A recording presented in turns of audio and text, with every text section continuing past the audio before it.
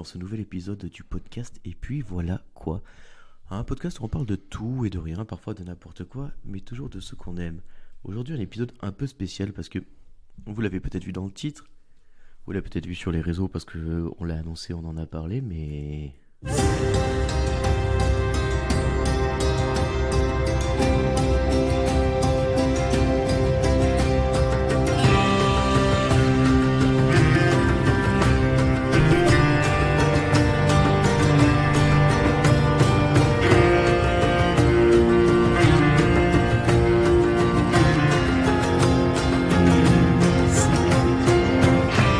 Un épisode spécial Game of Thrones. Donc on va parler uniquement de pas de complexe pour les gens qui non vous êtes nombreux et nous faisons partie de vous parce que je pense que autour de cette table personne n'a lu les livres si Non. non Non plus. Le premier. le premier Ouais. moi j'ai lu 8 fois le premier chapitre. J'ai jamais été plus loin. Donc finalement, on est un peu tous au même niveau. Et c'est très bien. Autour de la table, donc une rapide présentation des gens autour de nous. Par qui est-ce qu'on commence Les dames d'abord. Les dames d'abord. Alors, à ma gauche, donc, Lana du Typhon, First of His Name, Reine des Andales et des Premiers Hommes, tout ça. Bonjour Lana, ça va ? Bonjour, très contente de reprendre un petit peu du service. Ouais, ça faisait un petit moment qu'on t'avait pas vu, mais finalement tu reviens, donc c'est chouette. Carrément. Il y a aussi, Gaëlle qui finalement, est-ce qu'elle n'est pas elle aussi ? Non, c'est quoi ? C'est briseuse de chaînes, reine de Mérine, Mother of Dragons ? Oui, ça me va. Ça te Bonjour va ? Clément. C'est Ça- bon, tu le c'est prends. un plaisir d'être ici. Oui, un plaisir aussi. Et à ma droite, The King in the North, protecteur du royaume et des 7 couronnes, c'est ça ? On ira là-dessus ? Tout à fait, oui. Damien, donc, avec nous. On va attaquer, on va faire un petit résumé saison par saison. Je vais prendre un résumé que j'ai trouvé sur le wiki de Game of Thrones. Vous lire le résumé de la première saison et après on débattra un petit peu. Vous pouvez m'arrêter aussi. Tout ça, je vous ai posé quelques questions, notamment quels étaient vos personnages préférés.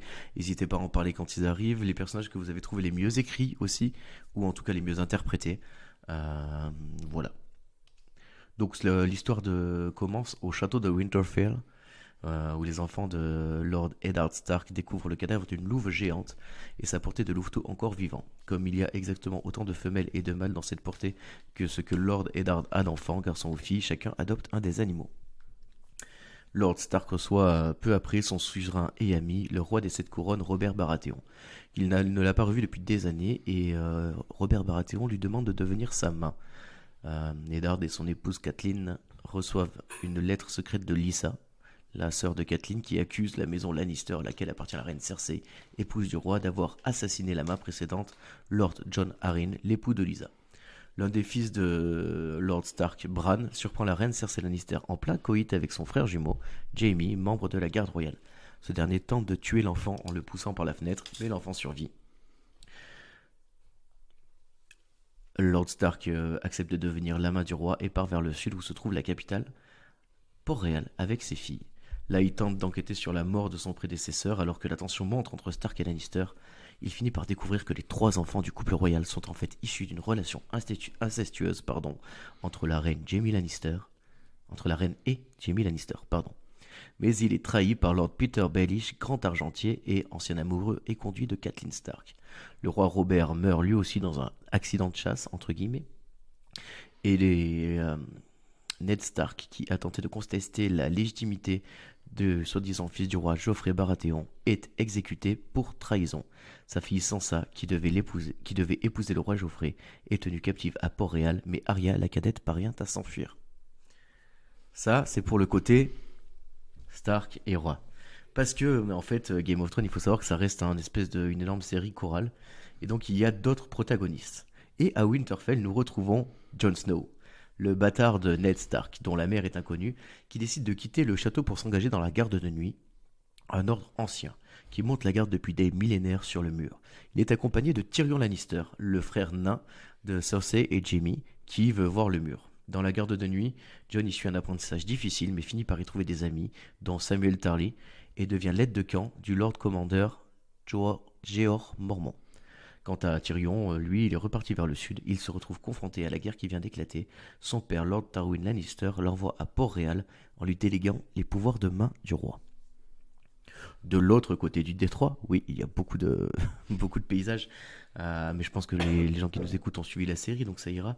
De l'autre côté du détroit, Daenerys Targaryen et son frère aîné Viserys sont les derniers descendants de la dynastie des Targaryens, renversés par Robert Baratheon. Viserys, cherchant à se constituer une armée pour retrouver son trône, donne sa sœur comme épouse à un puissant seigneur du peuple cavalier des Dothraki, Khal Drogo. Le Khal et sa troupe s'enfoncent dans la steppe herbeuse et Daenerys, rapidement enceinte, prend peu à peu l'ascendant sur son frère, qui finit par offenser brutalement les coutumes d'Othrak et finit exécuté. Le Khal Drogo lui font une couronne en or sur la tête. Une scène assez emblématique, si je puis dire. Mais Drogo meurt d'une blessure infectée et sa troupe se disperse. Daenerys tente de le ressusciter par un rituel magique, mais elle échoue, entraînant la mort de son enfant à naître. Elle dépose 3 œufs de dragon qu'elle avait reçus en cadeau de noces sur le bûcher funéraire de son mari. Dans les flammes, les œufs éclosent, et les 3 dragons nouveau-nés naissent pour la première fois depuis des siècles. Ça vous paraît complet comme résumé ou... Ouais, Carrément. plutôt, Ouais, ouais. c'est complet, ouais. Il manque quelques personnages quand même qui sont juste qui sont pas encore Oui, mais pour l'intrigue. évoqués, mais oui, pour l'intrigue c'est quand même c'est pas mal du tout. Vous, la première saison de Game of Thrones, il y a des choses qui comment vous l'avez vécu quand vous l'avez vu, qu'est-ce qui vous a marqué et qu'est-ce qui avec le recul finalement fait que ça a été le début de l'épopée qu'on connaîtra par la suite. Eh ben, pour commencer, moi déjà quand je l'ai découvert, je savais que j'allais devenir fan de l'univers, Ouais, le médiéval un peu fantastique, ou enfin, on sentait qu'il y avait un peu ce côté fantastique qu'il y avait derrière, et moi je sais que ça allait accrocher tout de suite. Je pressentais plus que je voyais pas venir les morts en fait qui allaient venir, et je ouais. pense que c'est ça qui a fait la mort de Ned Stark à la fin, Qui est qui a vraiment le plot lancé twist, la série, et c'est vraiment ça où on s'est dit ah, il y a un personnage principal qui peut mourir à tout instant, Mm. et je pense que c'est ça qui a donné l'engouement derrière à toute la série. Ok, vous les filles?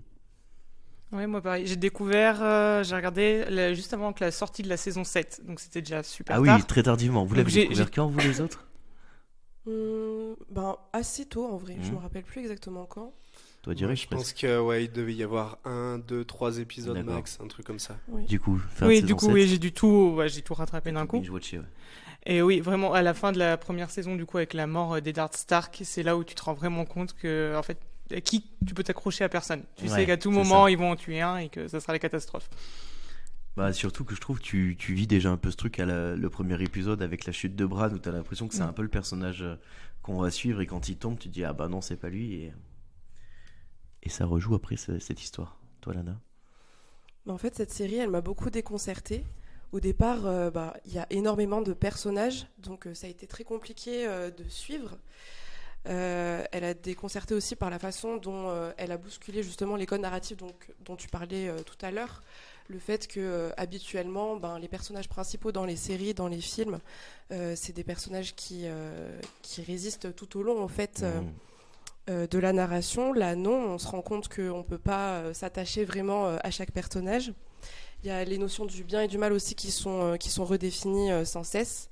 Il y a un rapport qui est complètement décomplexé à la violence, la manipulation, le sexe, enfin tous les vices, les jeux de pouvoir et les manœuvres politiques dans la quête finale, en fait, reste l'accession au trône de fer. Et aussi par son côté très réaliste. Donc, comme on dit, les personnages importants meurent tous progressivement. On se rend compte aussi que ces notions de bien et de mal, en fait, la frontière entre les deux notions, elle est bien plus complexe et bien plus trouble qu'il n'y paraît. On déteste des personnages au début et au final, après, on se rend compte, enfin, on commence à avoir un peu d'empathie pour eux et inversement. Et il y a une grosse dimension philosophique aussi qui est hyper intéressante. Le décor, les décors sont incroyables et le côté fantastique aussi fait rêver. Donc, du coup, j'ai totalement adhéré à cette série au début. Pour revenir sur le côté un peu scénaristique dont tu parlais, sur cette première saison, on a vraiment, je trouve que le personnage de Daenerys, il est hyper intéressant parce qu'il vient bousculer les codes de la princesse. Où là, justement, dans la première saison, elle est vraiment, elle est fragile, elle est donnée, elle est vendue, enfin, elle vaut rien à ce moment-là encore. Et à la fin de la saison, justement, il y a cette renaissance où elle prend un petit peu de galon. Un petit peu de galon, effectivement. Et elle a posé des chevaliers comme typiquement Jaime Lannister, qui est censé être une des plus fines lames du royaume et représenter la chevalerie à son paroxysme, et vraiment à l'inverse de cette position-là dans la série, alors qu'il a vraiment la même tronche que Charmant dans Shrek, quoi. C'est vraiment c'est le même personnage, quoi. C'est totalement ça, ouais. Et c'est une pourriture. Et c'est une pourriture. Pour l'instant. Mais par contre, pour la saison 1. Ouais. Par contre, pour Daenerys, je suis pas totalement d'accord parce que même si elle est très fragile au début, on se rend compte quand même que c'est un ovni, ce personnage. Elle est d'une très grande beauté, elle fait partie en fait des dernières en fait d'une lignée qui s'est éteinte, donc les Targaryens. Elle a un côté hyper mystique et mystérieux. Elle résiste au feu. Quand elle sort des flammes en fait avec ses dragons, les dragons aussi, donc les dragons qui sont éteints depuis des siècles, et en fait elle leur donne naissance. Elle donne naissance à 3 dragons. Donc en fait il y a déjà des choses qui sont quand même assez mystiques autour de ce personnage et qui en font déjà un personnage charismatique. Parlons un peu de Ned Stark, du coup, dont on reparlera très peu puisqu'il meurt à la fin. Il est intéressant, ce personnage. Il dit un truc, moi, qui a marqué mon esprit. Il y a une phrase, machin, tatati tatata, et il répond tout ce qui vient avant le mais n'a aucune importance. Et en fait, je trouve que si on regarde dans la vie, quelqu'un qui fait une phrase genre il est super sympa, mais en fait, tout ce qui vient avant le mais n'a aucune importance, et c'est ce qui est après qui compte. Je trouve que c'est assez juste ce moment-là. Et il y a un autre truc, moi, qui m'avait marqué chez lui, c'est quand il est à Port-Réal, il y a Jaime Lannister, et ils vont se battre. Et Jaime Lannister lui dit je vous ai jamais vu vous battre, et alors que moi je fais des tournois, pourquoi vous voulez pas faire de tournoi? Et il dit je veux pas montrer à mes adversaires ma façon de me battre. J'avais trouvé ça assez juste, en fait. Enfin, ça veut dire que c'est un bon guerrier. C'est un vrai guerrier. Ouais. Avec une boussole morale importante. Trop juste. C'est ouais. Trop bon, le gars. Trop naïf, peut-être. Ouais, pas tellement que ça. Il est pas vraiment naïf, mais. Oui, non, il est pas naïf. Il se rend assez vite compte des choses, mais c'est vrai que dans sa tête, il marche droit et au final, ça lui porte un peu malheur, quoi. Ouais, oui, on peut appeler ça comme ça, ouais, la mort. La mort. Finalement, c'est ça. Il se met dedans, Ned Stark. De toute façon, quand il arrive, il est déjà dans un bourbier avec Littlefinger, dont j'ai rapidement parlé. C'est un personnage que vous appréciez, Littlefinger. Vous en pensez quoi? Pour moi, c'est un des personnages les mieux écrits de la série. Ouais. Et il est super bien joué. Même si c'est pas mon préféré, par contre. Ouais, après, c'est difficile. Il est tellement bon qu'on a envie de l'aimer, mais enfin, bon, il est... Habile, voilà. Ouais, on aime bien le détester, en fait. C'est ça. Parce que vraiment, il est bien joué, il est bien écrit, il est bien fait, mais il est quand même un peu détestable, quoi, donc on aime bien. C'est un fin manipulateur. C'est quelqu'un de très intelligent. Et oui, après, le fait est qu'il sert uniquement ses intérêts personnels. Donc forcément, quand tu ne te vois que toi, à un moment donné, ça te fait défaut et tu peux pas aller bien loin. Quoique lui, quand même... il va quand même très loin. Il va jusqu'à la dernière saison. Hein. Il va jusqu'au trône. Enfin, il touche le trône à plusieurs reprises, quoi. Oui, il en est pas loin. Ouais. C'est dans cette saison-là, je crois qu'il y a une scène avec Varys où ils discutent tous les deux, qui sont les seuls dans la salle du trône et il n'y a personne sur le trône. Et tu sens que lui, il a envie de s'asseoir dessus, Varys un petit peu moins, mais que vraiment, il est là pour jouer au jeu des trônes, quoi. C'est un fin stratège, un joueur d'échecs. Ouais. Un autre personnage dont on ne reparlera que très peu après, Robert Baratheon. Je sais pas si vous avez un avis sur ce personnage. Bon. Alors lui, vraiment, par contre... Ça doit être un bon guerrier. Ouais, c'est ça. Voilà. Un peu limité, je trouve. Oui. Pas un champion du monde. Ouais, il fait très cliché du chevalier un peu rustre, quoi. Ouais. Exactement. Un vrai Baratheon, quoi. C'est un peu... Est-ce que ça serait pas l'argent et le pouvoir qui l'aurait rendu comme ça, et qu'en fait il se rende compte qu'il avait aucun pouvoir à sa table, au conseil, et que du coup, il s'est dit, bah écoute, Ouais, quitte à rien quitte à y foutre. être, autant kiffer. Ouais. Et Peut-être. Après, moi, je reste persuadé que effectivement, c'était un grand guerrier, mais pas forcément un très bon dirigeant, quoi. Non. Et je pense que le côté un peu la facilité d'avoir quand t'as de l'or à profusion. Enfin, par exemple, dans la première saison, ils se prennent le chou avec Ned Stark parce que Ned Stark ne veut pas que Robert organise un tournoi en son honneur parce que la couronne est déjà endettée. Et je trouve que ça montre bien qu'ils sont sur deux réalités complètement différentes, quoi. Et surtout, ils voient même pas que ces gamins sont pas les siens.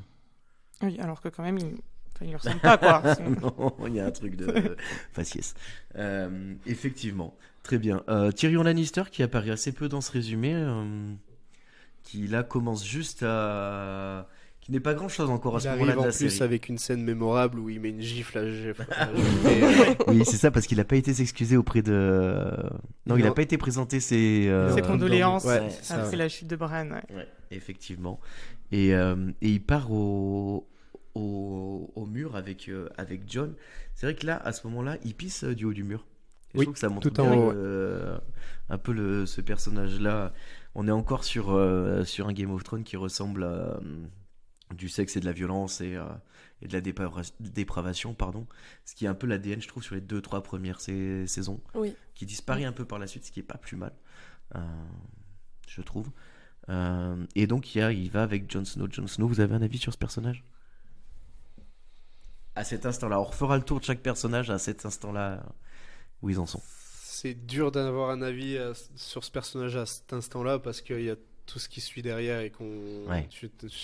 j'arrive pas à m'en détacher pour avoir un avis objectif. D'accord. Il y a ce moment où il se rend compte que la garde de nuit, c'est des nuls. Aussi où il tombe un peu de haut, où il pense que c'est un truc incroyable. Et finalement, c'est pas ouf. En même temps, quand on envoie tous les rebuts de la société là-haut, Absolument. La garde de nuit, c'est, enfin le mur de manière générale, c'est un endroit qui vous paraît, enfin qui est important forcément. Mais comment vous l'analysez? Qu'est-ce que vous en pensez de cet endroit-là?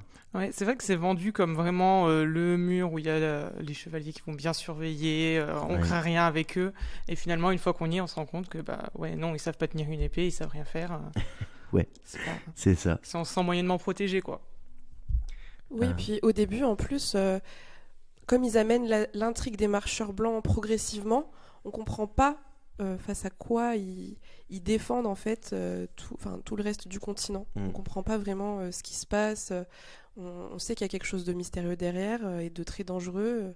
Mais aussi, enfin, je trouve que c'est pas plus mal non plus. Hein, mais au début, on comprend pas trop. Ouais, d'ailleurs, pour rebondir là-dessus, moi je trouve pendant un certain temps, on sait pas en fait si les sauvages c'est l'armée des morts ou enfin il y a un peu ce côté-là où on comprend pas trop, comme tu dis, c'est mystique où t'as les sauvageons et t'as l'armée des morts, tout ça, et je trouve que au début t'as du mal à vraiment discerner l'un et l'autre, et c'est qu'après où il y a vraiment la grosse bataille où Oui. oui c'est ok. Mais c'est tout l'intérêt, je pense, de garder ce côté mystique qui incarne un petit peu les Stark finalement et Jon Snow par extension parce qu'il fait partie des Stark à ce moment-là en tout cas. Il est attribué comme tel et il y a tout ce côté où le Nord qui se souvient, l'hiver qui arrive, il faut toujours un Stark à Winterfell, enfin, tous ces trucs qui nous sont déjà mis en tête où il y a un côté ils sont gardiens d'un truc mystique au Nord qui dépasse en fait le reste du royaume, effectivement qui est difficile à comprendre. Je pense qu'on reparlera de cette histoire de marcheur blanc à quelques reprises, notamment du traitement qu'il y en a eu. Mais en tout cas, ouais, c'est vrai qu'au début, c'est un petit peu difficile de savoir où est-ce qu'on va danser, quoi. C'est bien dit. Un autre personnage emblématique qu'on ne reverra plus après cette saison, Khal Drogo. Alors, Khal Drogo, sexe symbole ou pas? Oui, Il y a quelque clairement. chose quand même. Oui. hein. Il y a un Oui. truc, ouais, il y a un truc. Quand même, je pense qu'on ne peut pas y couper. Il est comment ce personnage d'après vous? Qu'est-ce que vous en diriez? Moi, je trouve qu'il permet bien à Daenerys d'avancer. Enfin, c'est grâce à son mariage avec lui qu'elle aura déjà les œufs des dragons, et puis elle va devenir Khaleesi, et après elle aura l'armée. Enfin, je trouve qu'il la met en place, quoi. Ouais. Moi, je suis d'accord sur ce point-là. Je trouve qu'en fait, il va donner à Daenerys les armes pour devenir, en fait, pour évoluer et pour devenir, pour en fait accomplir son destin. Donc Alors, c'est en ça qu'il est intéressant ce personnage aussi. Je suis assez partagé sur ce personnage parce que faut pas oublier quand même qu'au début il viole quand même Daenerys, hein. C'est littéralement des viols qu'il fait sur elle, elle a pas le choix. Bien sûr. Et Est-ce est-ce que qu'il y a c'est pas pas un peu culturel? Oui. un syndrome de Stockholm derrière où elle C'est s'attache une à vraie lui question, ouais. et il est bête à manger du foin. C'est lui qui s'est infligé sa propre blessure à laquelle il va mourir de ça quand même. Oui, alors après, c'est qu'on comprend pas ce qu'il dit. Peut-être qu'il est intelligent, mais on le sait pas, non? Non. Et non, il a Non, pas l'air. non. Il est par pas contre, hyper non. malin. Ouais. Non. C'est une brute, le gars, c'est juste une brute. Et moi, je trouve la série l'idolâtre un peu trop, je trouve, Khal Drogo. Alors certes, c'est un guerrier qui est badass de ouf, qui a rassemblé tous les Dothraki. Oui. Mais à Mais c'est part pas ça, rien. Mais justement, je pense que c'est ça en fait le point central qui va permettre à Daenerys de le prendre comme exemple et après en faire elle avec ses qualités en fait, en faire un pouvoir vraiment puissant, une arme vraiment puissante, je veux dire. Après, il y a le côté où, tu vois, elle, au niveau de la sexualité dont tu parlais, tu vois, où c'est Daenerys, en fait, c'est sur ce terrain de jeu-là qu'elle va gagner son ascendant en premier. En fait, elle part d'un truc où effectivement elle se fait violer pour finalement, à la fin, tu vois, vraiment prendre l'ascendant sur leur sexualité, donc prendre l'ascendant dans l'attente et prendre l'ascendant dans le commandement, tu vois. Et c'est à ce moment-là qu'elle fait ses premières armes là-dessus. Et je pense que si les gens apprécient autant Khal Drogo dans la série, c'est parce qu'il a quand même, malgré son côté hyper rustre et brutal, une certaine douceur envers Daenerys qui... Mais qu'elle lui a apporté, en fait, ils se sont apportés mutuellement quelque chose. Lui, il lui a apporté la force et elle lui a apporté justement cette douceur dont il manquait. Est-ce que du coup c'est le meilleur couple de la série? J'ai pas des franchement. bouches tordues. Ouais. Non, moi j'aurais Non. pas dit eux. pour moi, le meilleur couple, c'est Jimmy Cersei, hein, quand même, y a pas à chier. Ok, super dégueulasse. Ouais, c'est dégueu, C'est dégueulasse. dégueu, mais c'est fusionnel entre eux et il y a, je sais pas, il y a quelque chose, ça marche bien, c'est dégueu, mais ça D'accord. marche bien. Une idée? Gaël, toi, le meilleur couple de la série? Non, attends, faut que je réfléchisse. Ouais, il faut prendre une seconde là-dessus. Oui, il y en a plein. Hein. Ouais. Mais c'est vrai que moi, je suis... Après, moi je trouve Catelyn et Ned Stark, quoi, ils sont. Tu vois, ils représentent un truc monolithique de respect mutuel. Oui, mais du coup, oui, on les voit pas longtemps Oui, ensemble mais aussi. bon. Ouais, mais est-ce que c'est pas ce couple un peu chiant et parfait que tout le monde connaît, tu vois? Ils s'engueulent jamais. Ils vont pas faire preuve d'amour Non. devant tout le monde, tu vois? Ils sont juste chiants, Ouais, quoi. le dimanche après, ils me font le tour du donjon, ils regardent les roses et les endives, c'est super, quoi. Ouais, je vois ce que tu veux dire. Je suis assez d'accord, finalement, ouais. Non, Ok. mais ouais, Cersei et Jaime, je pense. Hein. Ah ouais. C'est vrai qu'ils sont assez Ah, la emblématiques comme Ouais, couple. ils sont emblématiques. Après, il y a la romance Brienne de Tarth, Jamie. Jamie, ah qui est oui, oui, magnifique, oui, par elle est contre. magnifique, ouais. Mais c'est pas un couple. Non, c'est. Ouais. Sam avec sa meuf, non?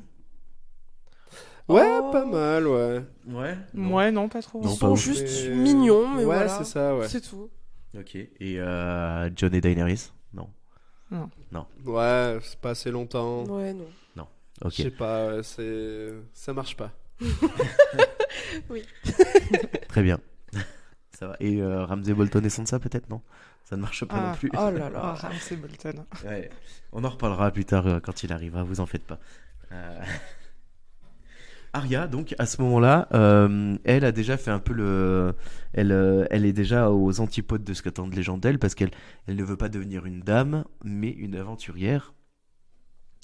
Et c'est là aussi qu'on verra un personnage qui apparaît très peu, mais qui a marqué beaucoup d'esprit, c'est le maître à danser d'Arya, Syrio Forel, qui lui apprend à se battre et qui lui apprend. V'là Morghulis.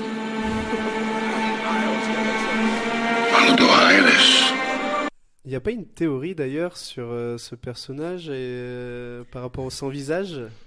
Ah si, il y a une théorie, mais pour moi c'est du flan. Ah, ok.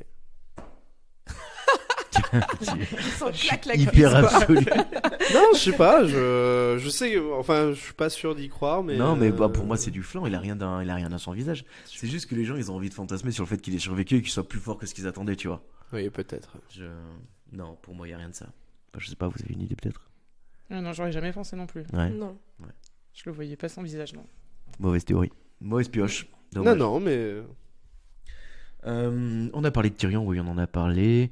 Robb Stark, tiens, qui est. C'est à la fin de la première saison. Ah, mais je vous ai pas lu le résumé jusqu'au bout. Ah, si, mais j'ai sauté cette phrase. Mais Je suis en c'est train- le moment de la Je dire. suis en train de la lire là. Resté à lisez-le. Winterfell, Robb Stark, le fils aîné de Lord Eddard Stark, apprenant l'arrestation puis l'exécution de son père, convoque ses vassaux et marche vers le sud à la tête de son armée. Allié à la famille de sa mère, la maison Tully, il remporte une victoire sur l'armée Lannister et capture Sir Jaime. Il est proclamé roi du Nord par ses hommes. The king in the north! The king in the north! Petit frisson là. C'est super Quand bien même. préparé là. Quand même. Un professionnalisme. J'avais le seum d'avoir raté la phrase. Ouais, donc petit frisson là à ce moment-là quand il devient roi du Nord. Personnage qu'est-ce que vous en pensez là à ce moment-là de ce personnage? Je trouve pas intéressant. Ah ouais? Non. D'accord. Moi, c'est pas un personnage qui m'a marqué. Et, je trouve qu'il a pas une intelligence. Folle? Ouais, il a pas une intelligence émotionnelle. Il est pas fin psychologue. J'aime pas. Moi, j'ai vu qu'il Ouais, ça je au vois ce que moins. tu veux dire. Il est fin stratège, mais ça va pas plus loin. C'est ça. Il combat bien quoi. Ouais. C'est vrai que quand elle a dit, je le trouve pas intéressant. C'est vrai que dans la série, je te rejoins un peu sur Ouais, ce il est un peu point-là. naze. Ouais, oui, bon, bah ça fait avancer l'intrigue. Oui, c'est rigolo. Bon, Bah, je trouve que c'est ce qui va le mener à sa perte, le fait qu'il ait pas d'intelligence, qu'il ait pas une bonne connaissance en fait des hommes en fait. J'aime pas. D'accord. Toi, Ouais. Gaël, est-ce que tu Puis, seras surtout aussi- sur la saison 1, là, il sert à rien. Quoi. Il est pas assez peu vraiment mis en intéressant, avant, ouais. Moi, c'est un personnage que j'aime bien. Alors vas-y, développe argument. Bah, je trouve qu'il est quand même plutôt charismatique, qu'il est plutôt cool et qu'il représente encore une fois cette excusez-moi, cette boussole morale qu'ont les Stark. Et en fait, je me suis rendu compte en travaillant là tout à l'heure que il n'y avait pas un Stark que j'appréciais vraiment. Il n'y en a pas un qui sort du lot pour moi parmi les personnages que j'apprécie énormément. Par contre, c'est vraiment tout ce qui les entoure et je trouve que chacun d'eux apporte un truc et du coup j'ai un peu du mal à ne pas aimer. À part Arya, je suis pas fan. Voilà. T'es pas fan? Ah, je suis pas fan d'Arya. Arrête. Oh, Arya. je suis pas un grand fan d'Arya. Aïe, donc, aïe, aïe, euh, on va, Oh on va là se là. battre. Hein. Alors, elle est pas mal, hein, le personnage est bien, mais ouais, Ouais, mais il tourne en rond, c'est il bon. fait à peine quoi. partie du top 10. Ouais, tu vois. Ouais, non, sans déconner. Là, dans le genre pas intéressant. Ah bon? Ah ouais. Oh, bichette. Ouais, mais elle pense qu'à la vengeance tout Ouais, le je veux temps. me venger, je veux me venger, je veux me venger, tu t'es Ses vengé, tu noms, vas elle faire quoi, répète je sais pas. ses noms. Oui, c'est bon, change de disque, hein, ma grande. Hein. Bien d'accord. Ah ouais. Ah ouais. Ah, elle est Par dégoûtée. contre, Je suis choquée. Sansa au début, je l'aimais Insupportable. insupportable au début. Et je sais plus à partir de quelle saison, juste après Les Bolton, fiançailles avec. mais- Ah, les Bolton, ouais. ouais. Et après ça, là, elle devient badass et elle devient cool. Je trouve qu'il y a une erreur de traitement sur Sansa à ce niveau-là, mais on en reparlera quand on en sera là parce qu'on va aller un peu vite et on va sauter des moutons. Donc voilà. Est-ce qu'il y a d'autres choses qu'on aurait pu oublier vous, à ce moment-là, par exemple, vos personnages préférés fin de saison? Allez, j'ai envie de dire même avant la mort de Ned Stark. On va s'arrêter juste avant la mort de Ned Stark. Ah, moi, avant la mort de Ned Stark, c'était Ned Stark. Ouais, c'est Ouais. bien pour ça que je veux qu'on s'arrête avant. Hein. On est tous d'accord là-dessus, sauf Lana qui a priori préfère Arya.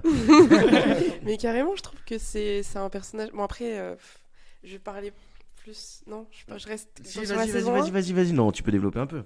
Non, mais je trouve que c'est un personnage qui a une métamorphose incroyable, qui est sorti de ce qui lui était destiné de base. Et enfin, elle se sentait vraiment enfermée dans le rôle qui lui était destiné. Elle en est sortie. Elle était à la tête d'une maison quand même. Enfin, elle était à la tête. Elle faisait partie des maisons à la tête, on va dire, du pouvoir aussi, quoi. Et du coup, d'un coup, elle se retrouve plus rien à la fin de la saison. Donc elle est obligée de fuir, de renaître de ses cendres. Après, en fait, le point de bascule, du coup, c'est la mise à mort de son père. À partir de là, elle a ce désir de vengeance, en fait, qui va l'animer tout le long de la série. Et même si Ça commence peut-être même un peu plus tôt, je pense, le désir de vengeance, si je peux me permettre Oui, bien de te sûr, couper. bien sûr. Mais là, on va dire que ça prend un tournant qui va Oui. être radical à ce moment-là. Et puis, elle a cette apparence fragile et inoffensive, en fait, qui est sa plus grande arme, parce que personne se doute de la force qu'elle a et du fait qu'elle est redoutable. Et du coup, les ennemis ne vont pas se méfier. Même le limier, il l'a compris et il lui dit à un moment donné. Et elle a une confiance en elle et une assurance qui, je sais pas, j'adore ce personnage. D'accord. Pourquoi pas. Et puis aussi, une aventurière, quoi. Elle va découvrir Oui, tellement à ce de côté-là. Après, elle a un côté cool et badass, tu vois, Oui, qui fait que tu sens, c'est un peu comme John, quoi. Sur les saisons d'après, c'est des personnages qui ont été écrits pour être appréciés. Et peut-être que c'est ça qui me rebute un petit peu, parce que j'ai l'impression qu'on me prend pour un con quand on me demande de les aimer. Et, Alors, ouais, c'est le problème aussi, c'est que c'est un peu des personnages, je trouve, qui sont un peu, tu les vois venir d'un petit peu trop de loin pour ouais, ils sont un des peu séries comme ça. stéréotypés, quoi. Ouais, c'est ça, ouais. Dès la première saison, on sait qu'Arya, ça va devenir une aventurière. Enfin, on le Oui. voit sur elle, elle est tout le temps en train de forcer là-dessus. Mais même On le le premier sait que- épisode, j'ai envie de dire. C'est ça, hein, ouais. Mm. Pour moi, tout de suite, tu t'en rends compte que ça va être une aventurière et que John, ça va être un mou. Il prendra jamais une décision de sa vie, le gars. Molasse, Ouais, Jon le Snow, mou, t'es quoi. molasse. T'as envie de le secouer, le gars, quoi. Ah, ouais, et puis c'est pas fini. Bran Stark, toujours par contre, lui dans son lit, donc finalement, qui nous réserve d'autres aventures, mais pour l'instant, pas dingue. Si, il se balade dans son loup. Ouais, Je crois que c'est son une loup, des ouais. premières. Oui, c'est la J'adore première comme fois, tu ouais. l'as dit. Il se balade dans son loup, c'est bizarre. Oui, il met son esprit dans son loup. C'est une des premières incartades du fantastique, je pense, dans la série. Mis à part la première scène, qui, si vous vous rappelez, une attaque de marcheurs blancs où il y a une spirale dessinée au sol. Oui. Et sinon, de ça, il y a Bran qui se balade dans son loup. Et à la fin, Daenerys et ses dragons. Mais hors de ça, il y a très peu de fantastique Au début, oui. sur la première saison. Voilà. Non, sinon, il y avait Tyrion aussi. Tyrion, c'est un des personnages que j'ai bien aimé dès le début. Mm. Ouais. Bah, c'était toute la prestance qu'il a, comme tu disais. Il met la claque à Geoffrey, puis du haut du mur. Puis il a de la Trop verbe, quoi. Ouais. Il est cool à écouter, quoi. Oui. D'ailleurs, ça, une petite, c'est Olenna Tyrell plus tard qui dit. Comment ça se passe? Elle dit à Daenerys, votre main aime bien parler, et Daenerys, elle dit, nous aimons tous faire ce que nous faisons bien. Et, voilà, petite phrase que j'avais trouvée bien. Est-ce qu'on est à peu près bon sur la première saison Oui. de Game of Ouais, Thrones? on doit être bon. Donc on passe à la deuxième. Allez. On va le refaire.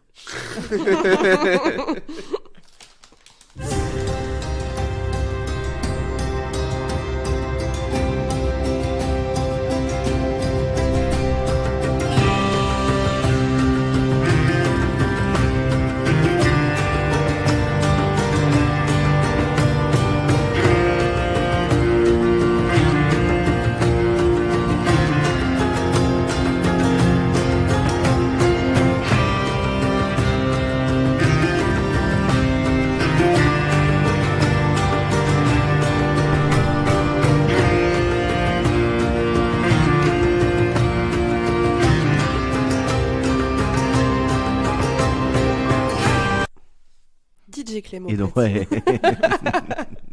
Un monteur exceptionnel. Donc, la saison 2, je vais vous faire un petit résumé. Et on fera. Oui, allez-y, mangez. Hein.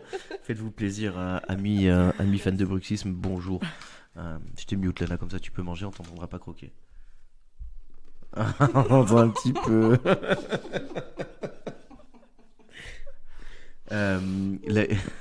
La guerre entre Robb Stark et Port-Réal tourne à l'avantage du premier, qui remporte 3 victoires sur ses adversaires. Il cherche des alliés et envoie Theon Greyjoy auprès de son père Balon, seigneur des îles de Fer, et Catelyn auprès de Renly Baratheon, le jeune frère du défunt roi Robert qui conteste par les armes la légitimité de son prétendu neveu au trône. Catelyn parvient au camp de Renly qui se prépare à affronter son frère Stannis, qui s'estime lui aussi le seul successeur légitime de son frère aîné. Catelyn échoue à concilier les deux frères et fait la connaissance de Brienne de Tarth, une guerrière qui vient d'être désignée comme membre de la garde royale de Renly. Mais toutes deux sont les témoins de l'assassinat de Renly par une ombre suscitée par la magie de Mélisandre, prêtresse du dieu rouge alliée à Stannis. Catelyn et Brienne fuient le camp et retrouvent Robb pendant que les troupes de Renly se rallient à Stannis. De son côté, Theon Greyjoy, en butte au mépris de son père et de sa sœur Yara, escompte conquérir leur estime en trahissant Robb. Il prend par surprise Winterfell et capture ainsi Bran et Rickon, les deux frères cadets de Robb. Mais ceux-ci parviennent à s'évader avec Hodor. Hodor, personnage dont on n'a pas parlé encore, mais il faudra qu'on en parle. Donc ils parviennent à s'échapper avec Hodor, un serviteur idiot mais dévoué grâce à l'aide d'une sauvageonne nommée Osha. C'est pas hyper flatteur pour Hodor. Theon échoue à les retrouver, mais tue à la place 2 autres garçons qu'il prétend être les jeunes Stark. Yara arrive à Winterfell et tente en vain de convaincre Theon d'abandonner Winterfell avant de s'en retourner. Theon, qui se retrouve assiégé par des Nordiens, est assommé par ses propres hommes. Catelyn, elle, libère en cachette Jaime Lannister contre sa promesse de faire libérer à son tour ses deux filles Sansa et Arya. Elle l'envoie à Port-Réal sous la garde de Brienne. Robb tombe sous le charme de Talisa Maegor, Talisa, suffira, une guérisseuse de Volantis qu'il décide d'épouser, trahissant ainsi sa promesse de se marier avec l'une des filles du puissant Lord Walder Frey. Arya, de son côté, travestie en garçon, voyage vers le nord au sein d'une groupe de recrues de la garde de nuit. Parmi elles, Gendry et Tourtechaude. Ils sont attaqués par des Lannister qui emmènent les survivants, dont les 3 compagnons, en captivité à Harrenhal, où se trouve Tywin Lannister. Quand ce dernier quitte Harrenhal avec son armée, Arya, Gendry et Tourtechaude s'évadent grâce au mystérieux Jaqen H'ghar. À Port-Réal, Tyrion, malgré l'hostilité et les manœuvres de sa sœur Cersei, parvient à organiser la défense de l'armée de Stannis. Il conduit une contre-attaque décisive contre les assiégeants et la ville est finalement sauvée par l'arrivée de Tywin, renforcée par les troupes de la maison Tyrell. Après la victoire, le roi Joffrey renonce à épouser Sansa au profit de Margaery Tyrell. De l'autre côté du détroit, en Essos, Daenerys et sa suite trouvent refuge à Qarth, chez le riche marchand Xaon Daxos, que nous appellerons Daxos. Mais ce dernier complote en réalité avec le conjurateur Pyat Pree pour lui voler ses dragons. Daenerys déjoue le complot et tue Daxos avant de quitter la ville. Parti au-delà du mur avec une grande expédition de la garde de nuit pour élucider le mystère de la disparition de son oncle Benjen Stark, Jon Snow, isolé de ses compagnons, capture une sauvageonne, Ygritte, avant d'être à son tour capturé par les compagnons d'Ygritte. Il retrouve un autre garde de nuit captif, qu'on appelle Corinne Mimin, qui le convainc de le tuer pour gagner la confiance de ses geôliers, et parvenir ainsi jusqu'au roi d'au-delà du mur, Mance Rayder. Pendant ce temps-là, le reste de l'expédition s'est retranché au point des premiers hommes, où elle subit l'attaque des marcheurs blancs. Très beau résumé. Merci, c'est moi qui l'ai écrit. Je vous laisse une seconde pour le digérer. Je vous ai laissé qu'une seconde. C'était vraiment une seconde, littéralement une seconde. Ouais. Il faut encore que j'apprenne un peu à jongler avec ce nouveau matériel, avec lequel nous enregistrons pour la première fois. Alors, du coup, la saison 2 de Game of Thrones, qui attaque donc sur les chapeaux de roue, plus ou moins. Est-ce qu'elle a laissé un gros souvenir chez vous ou pas, par exemple par rapport à d'autres saisons où je pense avec des événements plus marquants? Celle-là me paraît un peu plus mise en situation.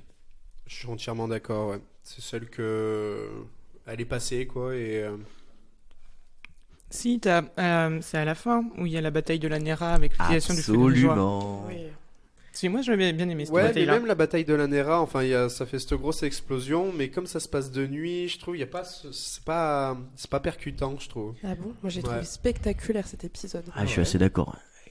Il était assez dingue. Ouais. La bataille, elle est dingue. Avec le feu grégeois. Ouais. Ouais. Je m'attendais peut-être. Il y a alors petite erratum, mais petite critique que je vais faire à ce résumé. On ne parle pas de Tyrion, qui lui aussi vit ses aventures de son côté. Oui, parce qu'il s'en sort de son combat judiciaire. Absolument, c'est ça. À Il Arryn, est à au Val d'Arryn. aux Airiers, Aux ouais, Airiers. au Val d'Arryn, Ouais. absolument. Et il est où il doit passer par la porte de la Lune, en Oui. tout cas, et il est sauvé par un des hommes avec qui il avait fait route, Bronn. Un des meilleurs personnages Ah, ever j'adore. de la série, Bronn de la Nera, Ouais, qui n'est pas encore de la Nera. Non, justement, il gagne, c'est ça qui m'a fait penser, il gagne son titre de Bronn de la Nera en gagnant la bataille de la Nera, justement, avec le feu grégeois. C'est donc ça, le petit twist. Oui, mais Tyrion, donc, qui lui... Mais si, j'en ai parlé en plus. Qui conduit une contre-attaque avec et qui se fait assommer. Vous voyez pas cette scène? Si, je la vois, oui, où c'est une tribu de Ouais, sauvages qui c'est les ça. attaque. Enfin, de Exactement. sauvages, une tribu du Val d'Arryn, par là-bas, dans la forêt. Ils sont attaqués. Et d'ailleurs, il a un bouclier ou un truc comme ça. Il Oui. n'a qu'un bouclier pour se défendre, je C'est crois. ça. Et juste avant, on voit Tywin Lannister qui est en train de dépecer un cerf dans une tente, Oui, qui symboliquement... Image très symbolique, oui. oui. juste avant la mort de Renly, justement. Renly, Stannis, donc qui font leur apparition à ce moment-là. Renly qui fait aussi sa disparition à ce moment-là. Un souvenir sur Renly, quelque chose à dire ou pas vraiment, mis à part le fait qu'il apporte Marjorie Tyrell et Loras Tyrell aussi, mais Ouais, non, rien, oubliable, hein, franchement. Bah, surtout qu'en plus, il n'était pas légitime. Donc, ouais, certes, mec, il avait du pouvoir et de l'influence, mais ça s'arrête là, quoi. T'es le deuxième, il y a ton frère, il y a Stannis, tu es à sa place, t'as rien à faire, quoi. oui, mais je crois que Il amène Brienne aussi. il amène Brienne, oui. Mais je crois qu'étant donné que Stannis était plus vieux que Robert, c'est lui qui est dans l'ordre, il s'estime lui dans l'ordre de succession directe de Robert. Vous voyez le truc? Je vois ok. ce que tu veux dire. Complètement discutable, hein, à mon avis, mais en tout cas, c'est ça l'idée qu'il a derrière lui. C'est quoi? Il a les chevaliers arc-en-ciel ou un truc comme ça, non, avec lui? Il n'y a pas un truc de. Oui, c'est très efféminé. Ouais. De la fleur? C'est pas les chevaliers de la fleur? C'est Loras Tyrell, le chevalier de la rose, Oui, de la rose, Ouais. oui, c'est ça. qui est du coup l'amant privilégié de Renly. J'allais dire, c'est un des premiers personnages ouvertement homosexuels qu'on croise dans cette série. Oui. Je pense même que c'est le premier, ouais. En tout cas, Ouvertement de ce grade-là. Ah ouais, ouvertement. Ouais. Enfin, ouvertement. Pour le spectateur, en tout cas. Ah oui, d'accord, oui, non, mais oui. Oui, parce qu'il s'en cache quand même. Oui, mais Ouais. écrit en tant que tel, quoi. Oui, ok. On peut parler un petit peu de... Je pense à un personnage que tout le monde apprécie autour de la table, donc... Theon Greyjoy. Oh là. Ah là là. Bon, après, c'est un homme brisé. Exactement, C'est oui. c'est peut-être le seul Avec point qui très- le sauve un peu. Avec très peu d'honneur de base en plus, Ouais. donc... Non, mais c'est une grosse merde. Oui, Enfin, à un moment, il faut... Enfin, Oui, franchement, bien sûr. enfin, Ouais, c'est non, non, il est il est à chier. insupportable, quoi. Ouais. Et là, il montre à quel point il est nul, mais nul. Alors que là, c'est pour ça que je trouve que Robb Stark dans cette saison, il prend un petit peu de, Oui, c'est sûr que si tu le compares à Théon, il prend du galon, ouais. un petit Oui. peu de classe. Mais, Et c'est vrai qu'il se marie avec sa meuf là, Talisa. Une belle connerie, si vous voulez mon avis, mais ça, on verra plus tard. Robb Ouais. oui. Mm. Ouais, elle est qu'infirmière en plus. Ouais. Ouais. Non, mais il est Non, quand mais même oui, appelé à être le dans- roi du Nord, oui. donc... Dans le jeu enfin, du trône, c'était pas. ouais, c'était le pas choix. un move stratégique. Oui. Mais c'est pour ça que je vous dis qu'il a pas d'intelligence, ce mec. Arrêtez de l'aimer. Ah non, mais j'aime pas, hein. C'est l'exotisme qu'il a eu. Finalement, c'est un homme qui a envie de découvrir les choses. Je pense que c'est ça. Effectivement, et puis donc ouais, Jon Snow qui nous fait découvrir donc le monde des sauvageons. Oui.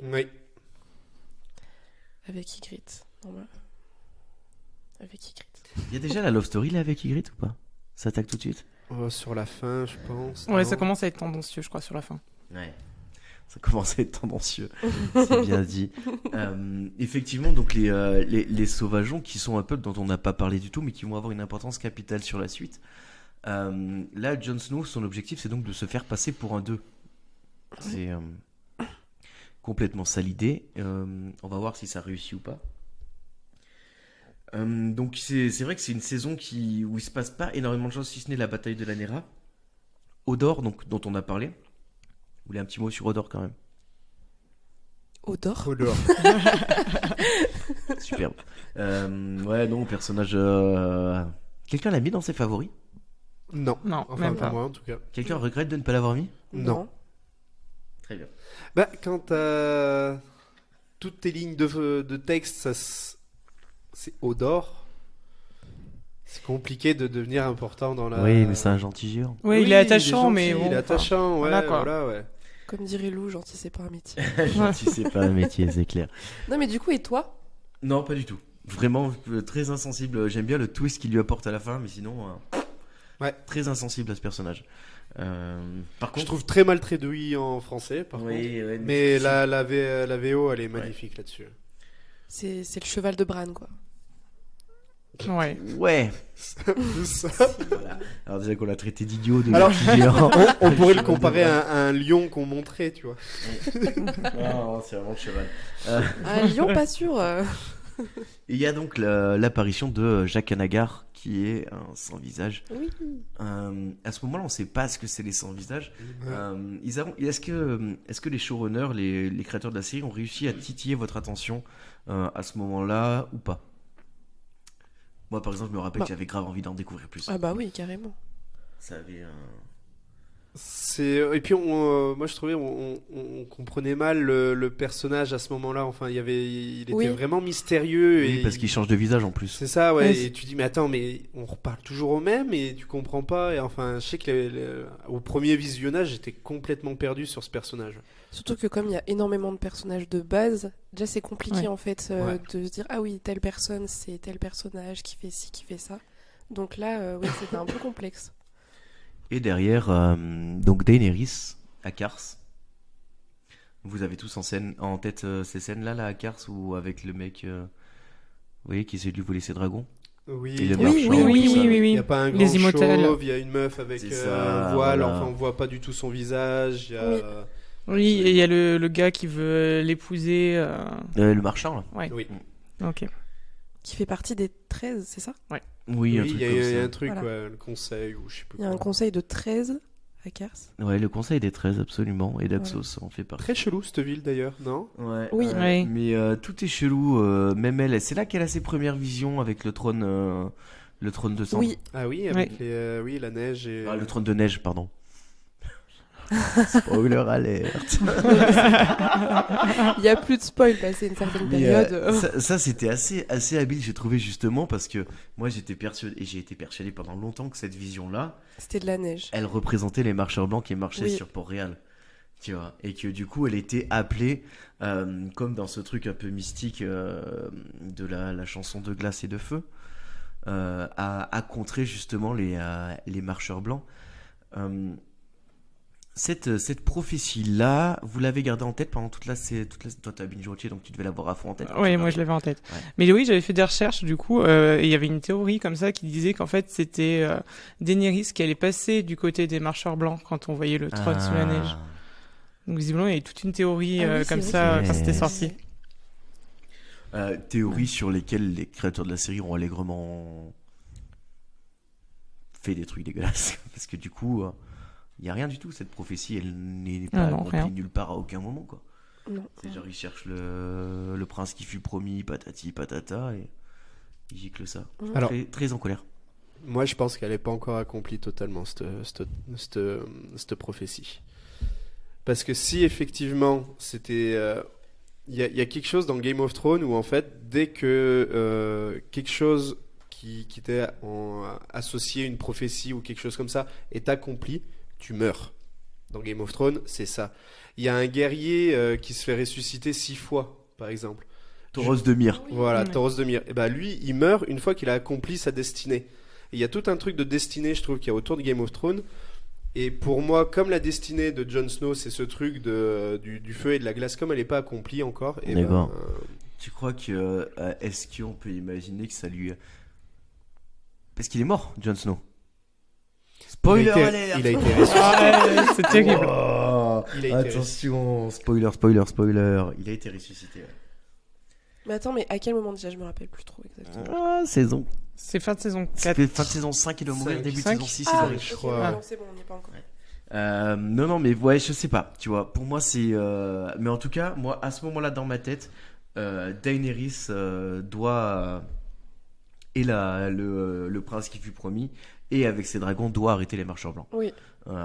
Et c'est comme ça qu'elle devient reine de Westeros. Ça, c'est mon interprétation.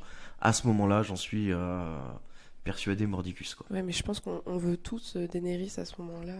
Oui, mais je pense qu'il l'avait écrit comme ça pour Ouais. que tout le monde se dise ça va être Daenerys. Oui. Ouais. Ou en tout cas, on a envie que ce soit elle, quoi. Ouais. Daenerys, là, déjà, enfin, qui c'est qui l'a mis dans ses personnages préférés, Daenerys, ici? Il y en a qui l'ont mis ou pas? Non. Non. Non plus. Non plus. Moi, je l'ai mis dans les personnages que j'ai trouvé les mieux écrits. Oui, pareil. Parce que je pouvais pas passer à côté de ne pas parler de ce personnage qui, du coup, encore une fois, comme on parlait tout à l'heure, qui vient rebattre un petit peu les cartes au niveau de la princesse en détresse, qui là montre que elle est capable quand même de détruire le commandement d'une ville avec ses 3 dragons et quand même n'a plus besoin d'être protégée en permanence. Elle est déjà, par contre, à ce moment-là, rejointe par Jorah Mormont, The King of the Friend Zone. Ouais. Mais il est cool, il est sympathique. Il a Ouais, il a juste un peu vendu des esclaves, quoi. Mais...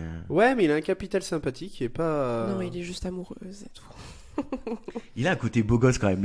L'acteur qui joue, et je trouve, il est beau gosse, tu vois. Il y a un truc, il est un peu charismatique et tout. Non, pas du tout. Ah, non. du tout. Ah ouais? Sérieux? Non, non. Ah, Ah, moi non. je trouve qu'il est, tu sais, il envoie et tout. Putain, il claque, tu sais. Tu le trouves charismatique? Ah ouais, de ouf. Ouais, je trouve aussi, ouais. Ah ouais. Notamment le moment où justement quand il se fait exiler et qu'il est avec Tyrion, je trouve qu'il pète la classe, quoi. Le mec, il est droit, et tac, tac. Ouais. Non, si, moi j'aime. Personnage que j'aime bien, en Ouais, fait. il essaye de se racheter une conduite et tout. Non, il est bien hein, comme perso. Quand il arrive dans l'arène, là. Ça claque. Ouais. J'ai envie de regarder toute la série, ça y est, c'est parti. Donc ouais, non, vous, Jorah Mormont, pas ouf, Pas ouf. pas ouf. Ouais, non, il est bien, mais pas à ce point, quoi. Il est bien, ce qui est bien, mais pas top. Ouais, c'est ça. Non, mais il aide Daenerys et il la conseille au mieux. Il a toujours des conseils avisés, par contre. Ouais. Mais pour moi, il est plat. Ouais. Ah, quand il se retrouve avec Daenerys, là, qu'elle le regarde et qu'il est soigné. Trop bien. Ça m'a même pas marqué. Enfin, ça, non. Ah ouais, pourtant la scène est dégueulasse. Mais on en reparlera plus tard.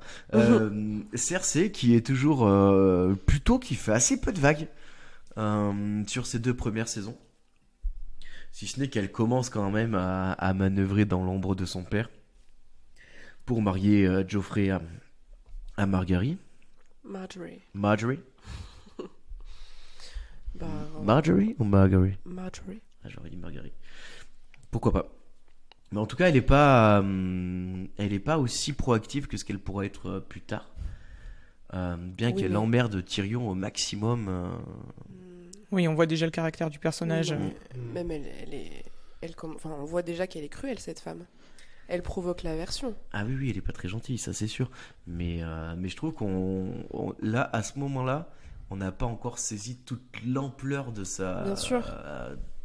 Dégueulasserie. Ouais, Oui. je cherchais un terme, mais oui, c'est à peu près ça. Ouais. Oui, mais on sent déjà que c'est un personnage puissant. Enfin, je me rappelle en gros de ce que j'avais ressenti quand j'avais visionné les premiers épisodes, les premières saisons. Et elle, je trouvais déjà qu'elle avait une certaine présence, que en fait elle manœuvrait aussi beaucoup dans l'ombre. Enfin, on sent quand même beaucoup de choses. Je veux pas. On tout sent dire, qu'elle est voilà, fourbe. mais- Que, Oui, mais tu ouais, sens qu'elle va être importante, quoi. Tu sens qu'elle qu'il va se passer des contrôle choses. beaucoup plus qu'elle laisse paraître. Je veux pas tout dire parce que il y a une partie. On va parler beaucoup des personnages. Ouais. En tout cas, personnage dont on a très peu parlé, Mélisandre, qui a un gros défaut, c'est qu'elle est pas foutue de garder sa robe plus de 20 secondes quand elle est à l'écran. Alors, est-ce que c'est de sa faute à elle ou des showrunners? Je ne On sais ne pas, sait mais pas. en tout cas, c'est un de ses gros défauts. Est-ce que c'est vraiment un défaut? On ne sait pas. En tout cas, c'est un fait marquant sur le personnage. Ouais, Mélisandre qui là, à ce moment-là, est quand même très charismatique et très très cool, quoi. On en reparlera plus tard. Elle a un regard. L'actrice qui Ouais. joue Mélisandre est incroyable. Les cheveux rouges lui vont à merveille et tout. Ouais, non, elle est magnifique. Elle est cette belle. femme. Ouais, non, ouais. L'actrice est. J'ai lu quelque part une théorie comme quoi le personnage de Mélisandre apparaîtrait dans House of the Dragon. Ah bon? Ouais. Ça me dit. Ah oui, j'ai vu que la saison 1. J'ai Alors- pas regardé la saison 2, mais. Ça me donne envie de revoir ça. No spoil. J'ai lu une théorie. On en voit, je crois, des. Je sais pas, on est peut-être très en retard et on va spoiler les gens, donc on n'en parle pas plus que ça. Mais, en tout cas, il n'est pas impossible que le personnage de Mélisandre apparaisse dans House of the Dragon, ce qui serait assez incroyable, et ce qui expliquerait ce qu'on apprendra plus tard. Est-ce qu'on a fait le tour sur la saison 2? Donc Bronn de Lanera, on en a parlé. Ah bah oui, il y a l'arrivée, moi, d'un de mes personnages favoris, qui n'est même pas cité dans le résumé. C'est Sir Davos Mervo, qui est Ah oui. le second de Stannis, Ouais. et qui après sera le main du roi de Jon Snow. Il est main du roi de Stannis, il sera main du roi de Jon Snow plus tard. Qui est pour moi le seul personnage à garder sa vraie boussole morale jusqu'au bout et à survivre. Et, Oui, c'est vrai. Et je trouve que mine de rien, ce tour de force-là mérite d'être souligné. Et à l'inverse de beaucoup d'autres personnages, il n'a pas été écrit pour qu'on l'apprécie. Et je trouve qu'il a d'autant plus de valeur à ce moment-là de tout ce qu'il fait, de tout ce qu'il entreprend. Et on sent que pour Stannis, c'est vraiment l'homme de confiance. Parmi les personnages qui ont des missions de conseil, tout à l'heure on parlait de Jorah Mormont, Oui. et ben je préfère. Ah bah oui, mais bien sûr, on est sur Ah oui, oui. on est sur deux firmaments différents. Moi, il est dans mes top 3 persos préférés, Sir Davos, vraiment. Ouais, moi, il y est pas, mais c'est vrai que je l'aime bien. Ah. C'est vrai qu'il est vraiment Maintenant bien. qu'on y pense. Ouais. On l'oublie un peu. C'est vrai. Tu sais, on a vite tendance à l'oublier à cause tu m'étonnes, les autres, ils ont des dragons, des épées magiques. Le cire aux oignons, il l'appelle, je crois. Ouais, chevalier oignon. Ouais. Chevalier Oignon. oignon. Ouais, Ouais. c'est ça. Parce qu'il a protégé. Il a vendu. Non, il a ramené des oignons, enfin des denrées. Ils étaient assiégés avec Elmi. Ouais, c'est ça, avec Et, Elmi, et il a nourri la ville avec des oignons de des contrebande. oignons et des choses un peu dans ce genre-là. C'est ça. Il les a sauvés de la famine. Et oui, Quel homme. que la famine, comme dirait PNL. Je suis vraiment bon public. Ouais, puis alors là, blague de niche, comme on dit. Ok, Brienne de Torf, donc on imagine que tout le monde. On adore Brienne de Torf là-bas On en adore face. Brienne de Torf. On adore ici. La femme forte. Ouais. Ouais, elle est dans mon top 3 personnages. Ah ouais, Ouais, carrément. ouais. Ouais, Vraiment, moi, du début à la fin, je l'adore. J'ai hésité longtemps à la mettre dans mon top 3 aussi, et je crois que je l'ai mis juste mention honorable. Sérieux? Ouais. Ah ouais, moi je suis pas. Toi, Lana? Non, elle est pas dans ton top 3. Non, mais je savais même pas qu'il fallait un top 3.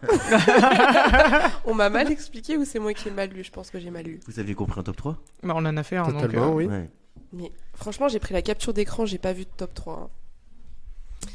Alors, Je crois que c'était vraiment explicite. Il y avait marqué vos trois personnages il y a marqué vos préférés. 3 personnages préférés hein, dans le message. Ah, ou alors. Ah J'étais toujours distraite à l'école, ça change pas. Ouais. C'est pas très grave. Là, si tu devais faire un top 3 rapidement, est-ce qu'elle serait dedans? Non. Non. Top 10, oui. Oh, après top 10, ça fait beaucoup de monde. Ok, Ouais. très bien. Est-ce qu'on a fait à peu près le tour pour cette second season of the Game of Thrones, la deuxième saison du jeu des trônes? Oui. Ouais. Eh bien, alors dans ce cas-là, nous passons à la suite des aventures de Westeros.